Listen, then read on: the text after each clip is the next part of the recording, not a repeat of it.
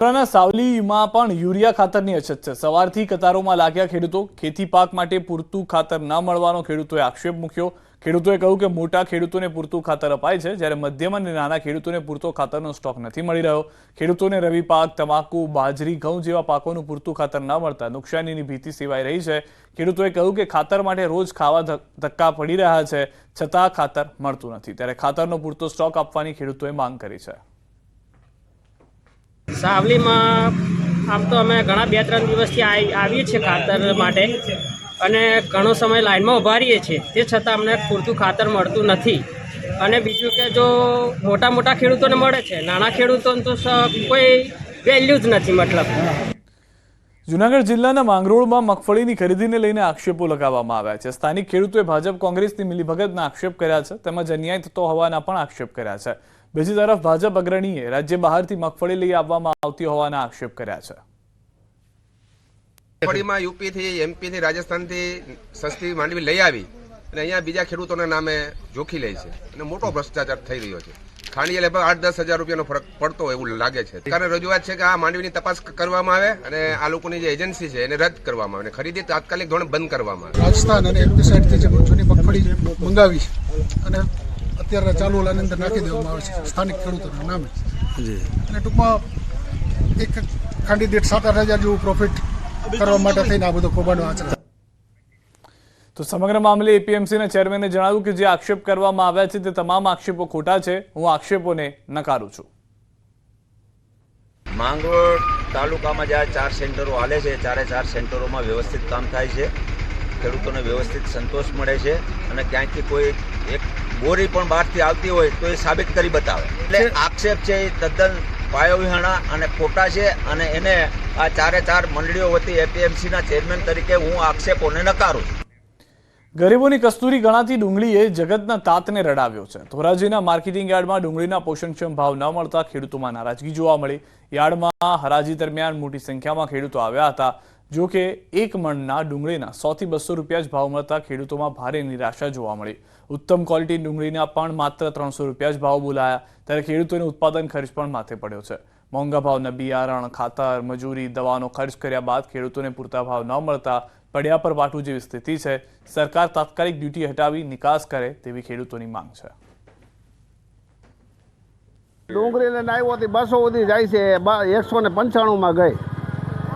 હવે એમાં તમે શું આમાં વિચાર કરો, ખેડૂતોને મળે કઈ આમાં કે આ ખાતર નાખ્યું, દવા નાખ્યું, પાણી ના ગણો।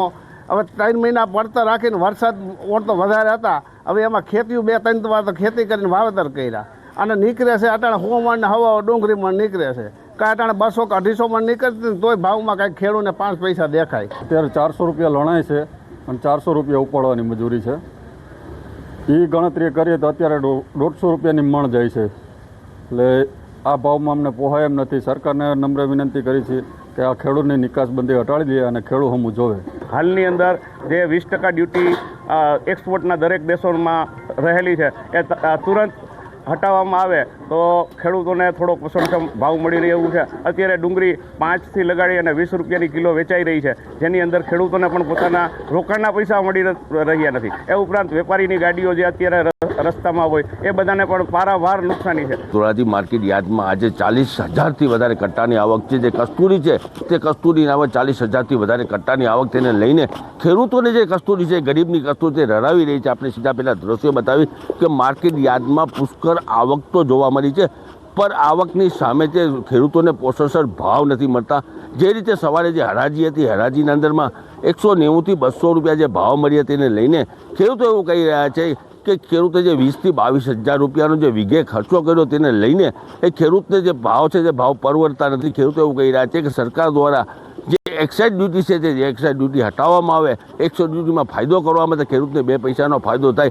જે ખેડૂતો એવું કહી રહ્યા છે તાત્કાલિક ધોરણે જે ટ્રાન્સપોર્ટ છે તે ટ્રાન્સપોર્ટ ફાસ્ટ કરવા પડે અને જે રેલવે છે જે રેલવે સેવા કરવી પડે।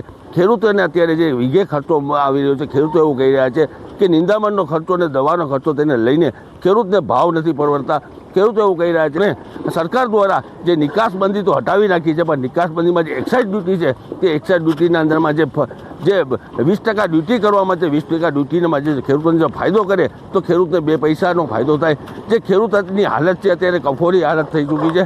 જે રીતે ડુંગળી કસ્તુરી છે, જે કસ્તુરી ગરીબોની કસ્તુરી છે, જે બહાર જે ફોરેન કન્ટ્રીના અંદરમાં જે કસ્તુરી છે, જે ભારતની જે કસ્તુરી છે તે અલગ અલગ ગામોના ફોરેન કન્ટ્રીમાં જતી હોય છે, તેને લઈને તેની ડિમાન્ડ બી વધારે હોય છે. પણ ખેડૂતો એવું કહી રહ્યા છે કે અત્યારે જે ખેડૂતોને જે પોષણસર ભાવ નથી મળતા, જે સરકાર દ્વારા જે એક્સાઇઝ ડ્યુટી છે તેમાં જે ફાયદો કરવામાં આવે તો ખેડૂતોને જે ભાવ છે તે પોષણસર ભાવ મળે અને ખેડૂત છે તે બચી શકે. મુનાફ બગાડી, ન્યૂઝ ગુજરાતી, ધોરાજી. ગરીબની કસ્તુરી કહેવાય ડુંગળી. તે ડુંગળીના આપણે સીધા પહેલાં ખેતરના દ્રશ્યો બતાવ્યા. ખેતરમાં જોઈ શકો છો જે રીતે રાત દિવસ 6 મહિનાથી મહેનત જે ખેડૂત કરી હતો ને મેં મહેનત કર્યા પછી તે લણણીનો સમય આવ્યો અને જે યાર્ડના અંદરમાં જે વેચવા જાય છે તો ખેડૂતોને પોષણસર ભાવ નથી મળી રહ્યા. 100 થી 150 રૂપિયા ખેડૂતોને ભાવ મળી રહ્યા છે.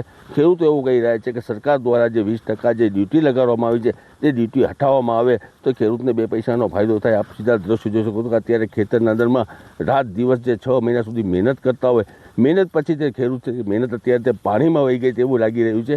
જે રીતે ખેડૂત પોતે પોષણ ભાવ ના મળતા હોય, ખેડૂતને જે વીઘે 20 થી 22 હજાર રૂપિયાનો ખર્ચો થતો હોય, ખેડૂત રાત દિવસ મહેનત કરતો હોય, મહેનત કર્યા પછી બી ખેડૂતને ફળ ન મળતો હોય તો ખેડૂતો એવું કહી રહ્યા છે કે તાત્કાલિક ધોરણે સરકાર દ્વારા જે 20% ડ્યુટી છે તે નિકાસબંધી તો નથી, નિકાસબંધીની છૂટ આપવામાં આવે. જે ડ્યુટી છે 20% તે 20% ડ્યુટી છે તે હટાવવામાં આવે તો ખેડૂતને 2 પૈસાનો ફાયદો થાય. જે રીતે એક્સપોર્ટ ડુંગળી થતી હોય ને એક્સપોર્ટના અંદરમાં એટલી બધી ડિમાન્ડ હોય છે કસ્તુરીની, તેને લઈને સરકાર દ્વારા જો આમાં ડ્યુટી હટાવવામાં આવે તો ખેડૂતને 2 પૈસાનો ફાયદો થાય. જે ખેડૂત છે તે પોષણસર ભાવ નથી મળી તેને લઈને ખેડૂત અત્યારે ચિંતા દૂર બન્યું છે અને ખેડૂતો એવું કહી રહ્યા છે કે તાત્કાલિક ધોરણે સરકાર દ્વારા જે ડ્યુટી હટાવવામાં આવે તો ખેડૂતને 2 પૈસાનો ફાયદો થાય. મુનાફ બગાડી, ન્યૂઝ ગુજરાતી, ધોરાજી.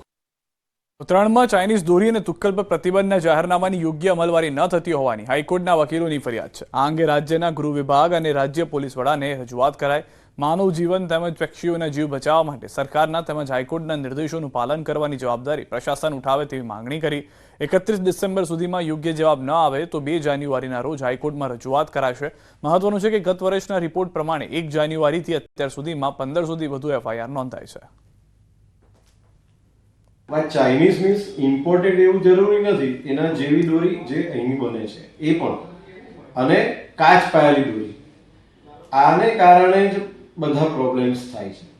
હવે તકલીફ એવી છે કે એનું ઓપનલી મેન્યુફેક્ચરિંગ થઈ રહ્યું છે, કાચ પાયેલી દોરી બની રહી છે અને લોકો એનો યુઝ કરીને પતંગ ચગાવી રહ્યા છે અત્યારે પણ. એટલે જે હાઈકોર્ટના હુકમો છે, જે સરકારી અધિકારીના હુકમો છે કે ભાઈ એનું મેન્યુફેક્ચરિંગ રોકવું જોઈએ. દેશભરમાં આજે બાર કાઉન્સિલની પરીક્ષા યોજાઈ. અમદાવાદ સહિત રાજકોટના કાયદા શાખાના વિદ્યાર્થીઓએ અમદાવાદના અલગ અલગ પરીક્ષા આપી હતી. ગુજરાતમાંથી 10,000 કરતાં વધુ ઉમેદવારોએ પરીક્ષા આપી. ગુજરાતના બાર કાઉન્સિલના પ્રમુખે વિદ્યાર્થીઓને પરીક્ષાની શુભેચ્છા આપી હતી. વકીલ તરીકે પ્રેક્ટિસ કરવા માટે ઓલ ઇન્ડિયા બાર કાઉન્સિલ દ્વારા લેવાય છે પરીક્ષા. આ પરીક્ષા પાસ કર્યા બાદ જ ઉમેદવારને વકીલ તરીકે પ્રેક્ટિસ માટે મળે છે માન્યતા. સમગ્ર ગુજરાત